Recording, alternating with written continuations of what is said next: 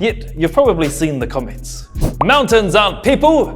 Rivers can't have rights! E homa, we've literally been doing legal personhood for centuries. Companies, trusts, incorporated societies all have legal personhood.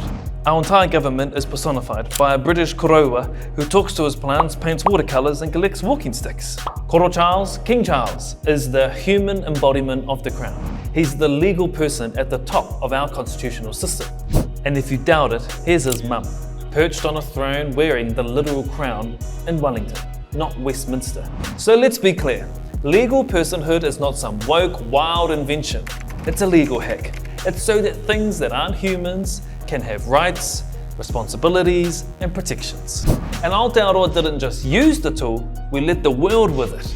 In 2014, Te Urewera became the first place on earth to gain legal personhood, followed by Te Awa o Whanganui in 2017. Then in 2025, Taranaki Maunga. These places now own themselves, can never be sold, and must be cared for forever. Why did we need this? Well, for generations, our forests have been logged, our rivers polluted, our mountains mined and blasted, all while companies, which are legal people, made bank. Legal personhood flips the script. It forces the law to treat these places like they matter. And yeah, this is co-governance. But it's not the boogeyman version they rant about on Talkback. It's just Māori and the Crown looking after something they both care about.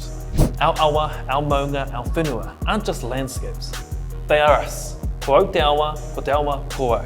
So, if somebody moans at you and says, why do mountains need rights? If King Charles can have rights and he's a crown, then a mountain with protections is all good too. Legal personhood is not woke.